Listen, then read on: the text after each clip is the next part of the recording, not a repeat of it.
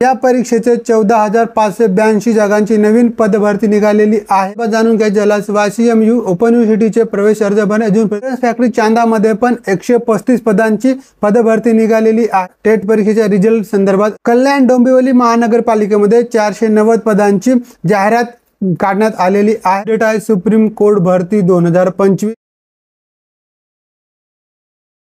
नमस्कार मित्रांनो, आपल्या चॅनलवर नोकरी अपडेट ही नवीन सिरीज सुरू करण्यात आलेली असून या सिरीजचा हा पहिला भाग आहे। या सिरीजमध्ये आपण लेटेस्ट जॉब जे नवीन नोकरी संदर्भात जॉब आलेला आहे त्या संदर्भात माहिती जाणून घेणार आहोत। तसेच येणारे परीक्षेचे हॉल तिकीट आणि ज्या परीक्षा झाल्या त्यांचे आन्सर की, रिझल्ट तसेच शैक्षणिक क्षेत्रातील महत्त्वाच्या अपडेट आपण या सिरीजमध्ये जाणून घेणार आहोत।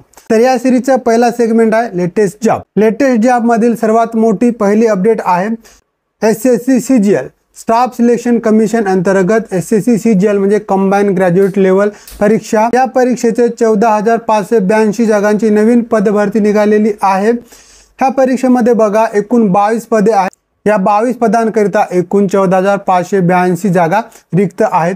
ज्युनियर स्टॅटिस्टिकल ऑफिसर आणि स्टॅटिस्टिकल इन्व्हेस्टिगेटर ग्रेड 2 हे 2 पद सोडल्यास उर्वरित सर्व पदांकरिता तुम्ही कोणत्या शाखेतील पदवीधर असाल तरी तुम्हाला अर्ज करता येतो।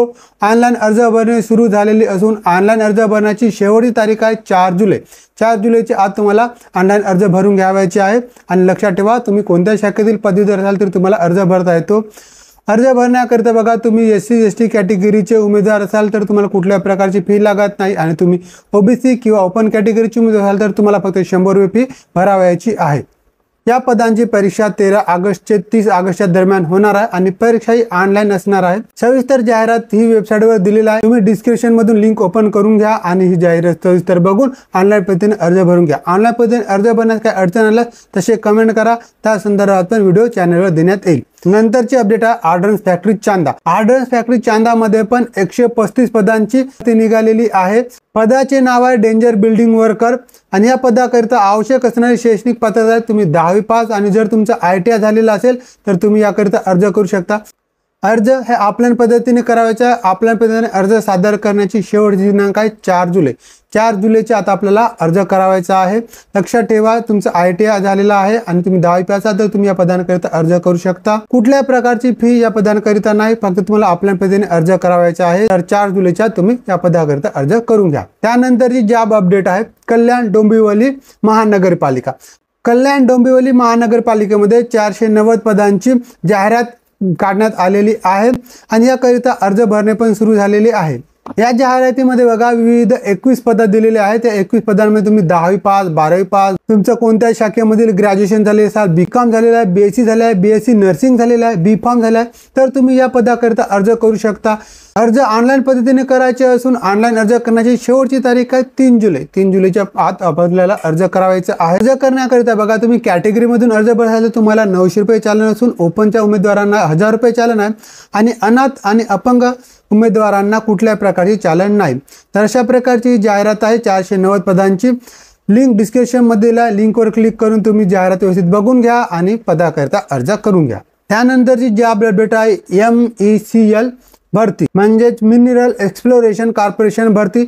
इथे पण वेगवेगळे पद असून यामध्ये बघा तुमचं 10वी पास आहे, ITI आहे, 12वी पास आहात, तुम्ही कोणत्या शाखेतील पदवीधर आहात। वेगवेगळ्या पदांकरिता वेगवेगळे क्वालिफिकेशन मागितलेलं आहे। ऑनलाईन अर्ज भरणे पण सुरू झालेला आहे। ऑनलाईन अर्ज भरण्याची शेवटची तारीख आहे 5 जुलै। 5 जुलैच्या आत आपल्याला अर्ज करावायचा आहे। SC ST आणि माजी सैनिककरिता कुठल्या प्रकारची चालन नाही। जाहिरातीची लिंक डिस्क्रिप्शन मध्ये दिलेलं आहे। नंतरची जाहिरात आहे इंडियन कोस्ट गार्ड भारतीय तटरक्षक दलामध्ये पण 630 पदांची जाहिरात निघालेली आहे। ऑनलाईन अर्ज भरणे सुरू झालेले असून ऑनलाईन अर्ज भरण्याची शेवटची तारीख आहे 25 जून। लक्षात ठेवा 25 जून ही शेवटची तारीख आहे। तुम्ही 10वी पास आहात, 12वी पास आहात तरी तुम्हाला या पदाकरिता अर्ज करता येतो। अर्ज ऑनलाईन पद्धतीने भरावायचा असून अर्ज भरणे सुरू झालेले आहे। SC STच्या उमेदवारांना कुठल्या प्रकारचे चालन नाही। OBC आणि जनरल कॅटेगरीच्या उमेदवारांना 300 रुपये चालन आहे। तरी लिंक डिस्क्रिप्शन मध्ये दिलेला आहे, लिंकवर क्लिक करून तुम्ही जाहिरात ओपन करून घ्या आणि पदाकरिता अर्ज भरून घ्या। त्यानंतरची जॉब अपडेट आहे सुप्रीम कोर्ट भरती 2025। भारतीय सर्वोच्च न्यायालयामध्ये पण 26 पदांची भरती निघालेली असून प्रोग्रामर या पदाकरिता ही जाहिरात काढण्यात आलेली आहे। अर्ज ऑनलाईन भरायचा आहे। ऑनलाईन अर्ज भरण्याची शेवटची तारीख आहे 27 जून। 27 जूनच्या अगोदर तुम्हाला अर्ज भरून घ्यावायचा आहे। जर तुमचा बी किंवा बीटेक झालेला असेल तर तुम्ही प्रोग्रामर या पदाकरिता अर्ज भरू शकता। सविस्तर जाहिरातीकरिता तुम्ही डिस्क्रिप्शन मध्ये लिंक दिली आहे, त्यावर क्लिक करून सविस्तर जाहिरात बघून घ्या। तर अशा प्रकारचे हे जॉब अपडेट होते। त्यानंतरचा सेगमेंट आहे हॉल तिकीट। तर जे जाहिरात येऊन गेलेले होते त्यांची परीक्षा पण आता आलेली आहे। काही पदांची परीक्षा सुरू असून RRB NTPC या परीक्षेचे हॉल तिकीट आलेली आहे। जाहिरात क्रमांक लक्षात ठेवा CEN 05/2024। RRB NTPC या परीक्षेचे हॉल तिकीट आलेले असून 5 जून पासून परीक्षा पण सुरू झालेली आहे आणि शेवटची तारीख असणार आहे 23 जून। 23 जून पर्यंत परीक्षा सुरू असणार आहे। बऱ्याचशा परीक्षांचे हॉल तिकीट अजूनपर्यंत अवेलेबल झालेले नाही। हॉल तिकीट अवेलेबल होतात त्या संदर्भात अपडेट चॅनलवर देण्यात येईल। त्यानंतरचा सेगमेंट आहे result. UPSC civil service pre exam 2025। UPSC civil service पूर्व परीक्षा 2025 चा रिझल्ट आलेला आहे। त्या विद्यार्थ्यांनी परीक्षा दिल्या त्यांनी या परीक्षेचा निकाल बघून घ्या। त्यानंतरची परीक्षा UPSC IFS UPSC 1 सेवा पूर्व परीक्षा याचा पण निकाल लागलेला आहे। ज्या विद्यार्थ्यांनी ही परीक्षा दिली त्यांनी पण आपापला निकाल बघून घ्या। या संदर्भातील लिंक डिस्क्रिप्शन मध्ये दिलेलं आहे। नंतरचा रिझल्ट आहे SBI क्लर्क। SBI क्लर्क मुख्य परीक्षा 2024 याचा पण निकाल लागलेला आहे। जे विद्यार्थी SBI क्लर्कची प्री एक्झाम पास होऊन मुख्य परीक्षा दिलेल्या आहे त्या विद्यार्थ्यांनी पण आपला रिझल्ट बघून घ्यावे। त्यानंतरचा रिझल्ट आहे JEE ॲडव्हान्स 2025। JEE 2025 चा पण निकाल लागलेला आहे। तर ज्या विद्यार्थ्यांनी JEE परीक्षा दिल्या त्यांनी निकाल बघून घ्यावा। तसेच बघा MPSC गट क पूर्व परीक्षा 2024 निकाल लागला नसला तरी या परीक्षेचं आन्सर की आलेली आहे।